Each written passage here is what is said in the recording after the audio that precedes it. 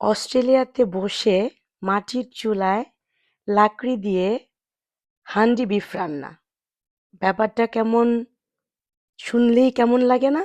হ্যাঁ, আজকে আমরা মাটির চুলায় হান্ডি বিফের রেসিপি করব আপনাদের জন্য। ১ কেজি গরুর মাংস, তার মধ্যে একটুখানি পেঁয়াজ কুচি, ১ চা চামচ রসুন বাটা, ১.৫ চা চামচ আদা বাটা, পরিমাণ মতো লবণ, তার মধ্যে কিছু কাঁচা জিরা, কয়েকটা গরম মসলা, ১-১.৫ টেবিল চামচের মতো টক দই, লবণ, ১.৫ চা চামচ হলুদের গুঁড়া, ২ টেবিল চামচ মরিচের গুঁড়া, ১ চা চামচ জিরার গুঁড়া আর একটু বেশি করে সরিষার তেল দিয়ে খুব ভালো মতো মেরিনেট করে ১ ঘন্টার জন্য রেখে দিব। তারপরে পুরা রান্নাটা শুরু করব। তো আজকে আমাদের এখানে ওয়েদার এত উইন্ডি ছিল, তো আজকে যেহেতু আমার ছুটি, স্যাটারডে বাসায় ছিলাম, এই জন্য ভাবলাম আজকে একটা রেসিপি করব লাকড়ি দিয়ে। প্রথমে চিন্তা করার পরে যখন দেখলাম অনেক বাজে ওয়েদার আজকে, মানে এত উইন্ডি, বাইরে রান্না করাটা অনেক টাফ। কিন্তু আমি যখন চিন্তা করেই ফেলছি একবার, তখন তো রান্না করবই। দুটো শুকনা মরিচও দিয়ে দিয়েছিলাম এর মধ্যে। যাই হোক, অনেক উইন্ডি ওয়েদার ছিল, তারপরেও আলহামদুলিল্লাহ খুব ভালো মতো আমি আর আমার শাশুড়ি এটা রান্না করলাম। দেখেন, মা মাখায় দিচ্ছে আমাকে। খুব ভালো করে এটা মেরিনেট করব, ১ ঘন্টার জন্য রেস্টে রেখে দিব, এরপরে আবার রান্না করব। মাখানোটার মধ্যেও কিন্তু অনেক কিছু নির্ভর করে। আমি এই হান্ডি বিফের রেসিপি আজকে প্রথম ট্রাই করলাম। প্রথম করাতেই যে এত ভালো মতো এটা হবে আমি বুঝতে পারি নাই। খুবই মজা হচ্ছে এটা রান্না। ৩-৪ জন খেয়ে আমাকে বলছে যে পুরা বাংলাদেশের কোরবানির মাংসের মতো ঘ্রাণ হচ্ছে। মাটির চুলায় মাটির পাতিলে রান্না করব, এজন্য মাটির পাতিলের মধ্যে একটুখানি সরিষার তেল দিয়ে পাতিলটা একটুখানি তেল তেল করে নিলাম যাতে নিচে লেগে না যায়। এখন ১ ঘন্টা হয়ে গেছে, বিফগুলা আমি মাটির পাতিলের মধ্যে দিয়ে দিচ্ছি। খুব ভালো মতো সব দিক দিয়ে, চারদিক দিয়ে দিয়ে দিব। এটা তো আর খোলা যাবে না, আমি তো এটা সিল করে দিব ময়দা বা আটা দিয়ে। আর পাতিলটা ধুয়ে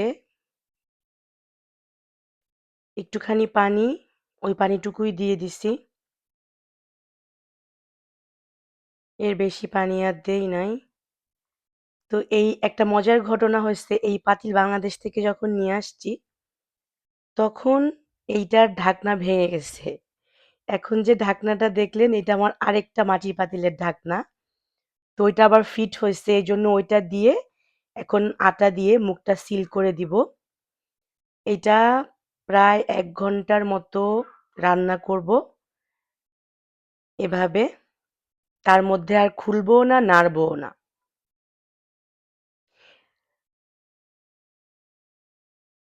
এর মধ্যে আমি চিন্তা করছিলাম যে কিছু চুই দিয়ে দিব, চুই ঝাল। কিন্তু রান্না করার পরে মনে হয়েছে যে আমি চুই ঝাল দিতে চাইছিলাম, কিন্তু দেই নাই। আমার শ্বশুরবাড়ি যেহেতু খুলনাতে, তো খুলনাতে চুই ঝাল তো অনেক বিখ্যাত। আমার খুবই পছন্দ ওই জিনিসটা, কিন্তু আজকে একদম ভুলে গেছি। এরপরে আবার কোনো রেসিপিতে চুই ঝাল দিয়ে রান্না করব। তো মা চুলা জ্বালায় দিছে, আমরা পাতিলটা চুলায় দিয়ে দিলাম, সুন্দর জাল ধরে গেছে। এত বাতাস, তারপরেও আলহামদুলিল্লাহ কোনো সমস্যা হয় নাই রান্না করতে। ১ ঘন্টার মতো রান্না করছি এখানে। ১ ঘন্টা রান্না করে ২০ মিনিটের মতো ঢাকনাটা ওভাবেই রেখে দিছিলাম, খুলি নাই। ১ ঘন্টা ২০ মিনিট পরে ঢাকনাটা আমরা খুলে দেখলাম যে একদম পারফেক্ট। তো এগুলা হচ্ছে আমার শাশুড়ির গাছ, সব আমার শাশুড়ির হাতে লাগানো। মার খুব পছন্দ গাছ লাগানো। ফুলের গাছ, ফলের গাছ, সবজির গাছ খুব পছন্দ ওনার। বারান্দাতে রান্না করতেছি আমরা। আমার বাচ্চাগুলো আজকে বারবার বলতেছিল যে, "মাম্মি আমরা পিকনিক করতেছি।" ওরা খুব পছন্দ করছে। ওদের খুব ভাল লাগছে। খুব এনজয় করছে ওরা। আমি আরো একটা রেসিপি করব ইনশাআল্লাহ। যদি সুস্থ থাকি নেক্সট উইকে। কাচ্চি বিরিয়ানির একটা রেসিপি করব মাটির চুলায়। দেখেন কি সুন্দর করে গাছ লাগাইছে আমার শাশুড়ি। সুন্দর করে গুছায় রাখে। উনি খুব যত্ন করে গাছের।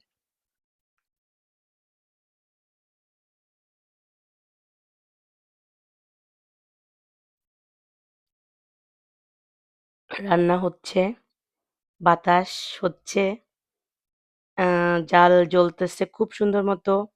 একটু, একটু ধোঁয়া হচ্ছিল, কিন্তু কোনো সমস্যা হয় নাই।